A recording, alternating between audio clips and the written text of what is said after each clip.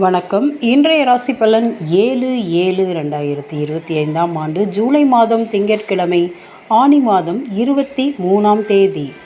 திதி துவாதசி, நட்சத்திரம் அனுசம், யோகம் சுபயோகம், ராகு காலம் 7 to 9, யமகண்டம் 10 to 12. மேச ராசி ஆதாயம் உண்டு. ரிஷப ராசி உயர்வான நாள். மிதுன ராசி பணம் வந்து கொண்டே இருக்கும். கடக ராசி நல்ல செய்தி வரும். சிம்ம ராசி நட்பு கூடும். கன்னி ராசி உயர்வான நாள். துலாம் ராசி மனதில் இரக்கம் வரும், தர்மம் செய்வீர்கள்.